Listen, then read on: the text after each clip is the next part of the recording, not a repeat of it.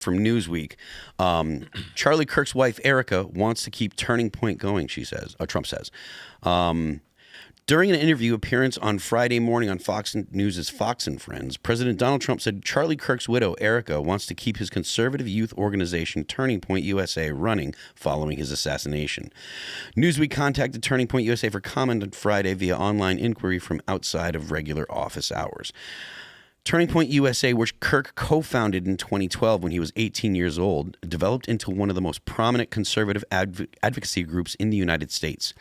In turn, Kirk became an important ally of Trump's making a number of appearances at his campaign rallies during the last year's presidential election. If Erika Kirk, who hosts the Midweek Rise Up podcast, continues her late husband's work at Turning Point USA, the group is likely to remain an influential force in American politics, particularly among college students. I'm not familiar with Erika's podcast, but I know that the work that Turning Point does has really had a massive, massive impact on American politics overall, particularly when it comes to getting the youth into politics. Because for the most part, the people that are out there voting regularly, particularly in the midterms, they're always the older people. They're always 55 and up, people our age and up. Not quite there yet. Not quite. But I mean, I drive. My house is. I'm a resident of New Hampshire, so I like every November when there's elections, I drive all the way to New Hampshire so that way I can make sure that I can vote and stuff.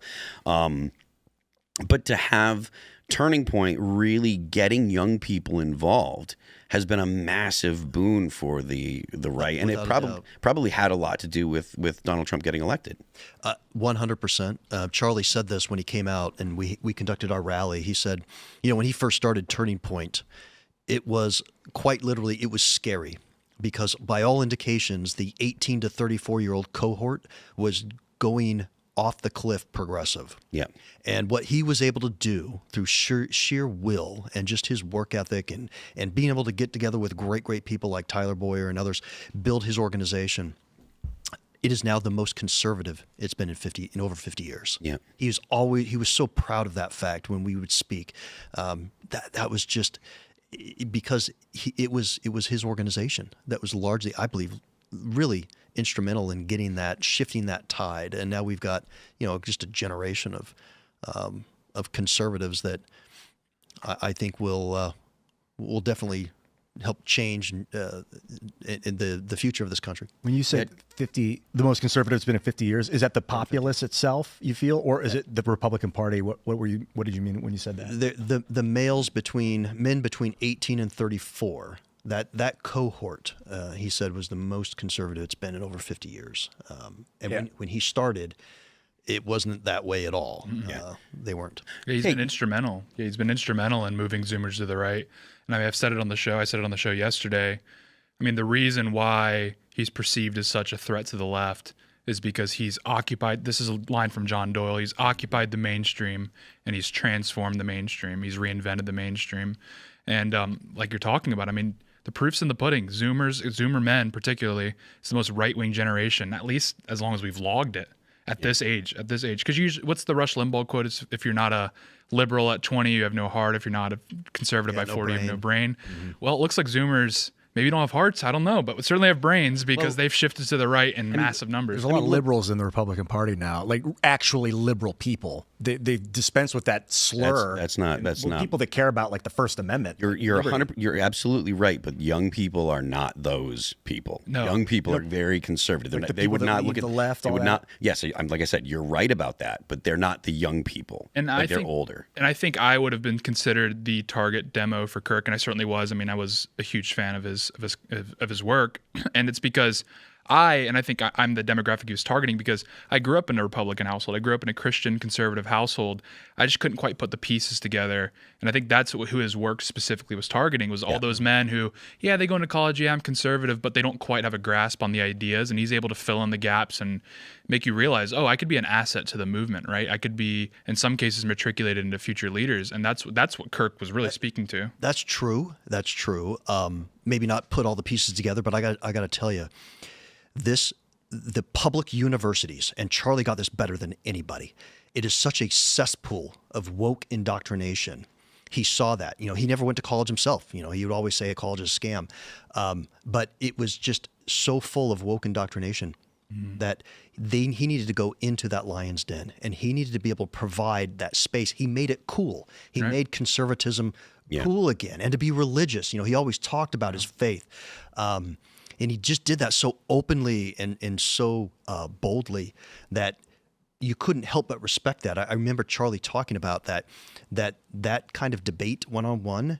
It is the most manly thing you can do, right? Yeah. Go toe-to-toe with somebody and be able to just articulate your beliefs in that way. Yeah, and one of the great things about Charlie, and I heard Shapiro was talking about this a little bit, but one of the great things about Charlie Kirk is he didn't start out, because he started so young, right? Like he was 18 years old when he was doing or 17 when he was doing his first stuff with the Tea Party in like 2011 or whatever. And he started so young. He wasn't an amazing singer. An amazing speaker. He had to learn. And he really learned how to become an absolutely great debater and a great speaker. So he didn't have a college education. There's a lot of kids that would bring that up when he would go to colleges and talk to kids. They would try to make hay of the fact that he didn't have a college education, and he would spank these kids with the debates that he was in.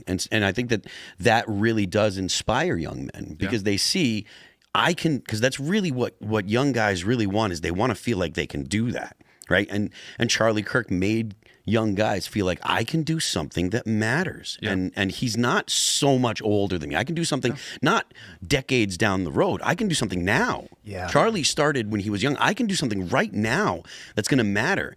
And for a young guy that feels like he's kind of listless and doesn't know what he should be doing in life, if you don't have meaning, that's a great meaning. That's a great way to say, look, I actually have value. The fact that I can go and do something right now. Yeah, well, I think it's like you were talking about, Maris. What Kirk's value especially was again, like talking about kids that were going into college already conservative, coming from conservative families. Like I went to St. John's University in New York. Half the students there, they're sourcing most of their students from Long Island. So like half the students there were conservative or grew up in conservative households. We just kept our heads down for the most part. And I was in college recently. I graduated 2 years ago.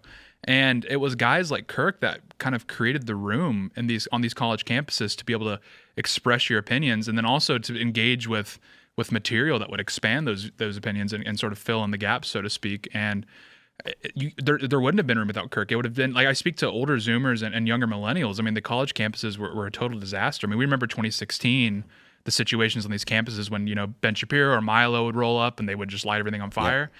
By the time I got into college, that wasn't really the case, and it was largely because of Charlie Kirk making it acceptable to be a conservative on campus. Not just acceptable, but in many cases promoted, because like you said, it was cool. You pointed out, Phil, that he got started when he was like 17. That's why he was evergreen, and why at 31 the 16 and 18-year-olds still loved him, because it wasn't like he got really famous in his late 20s and then was killing it at 50 and 40.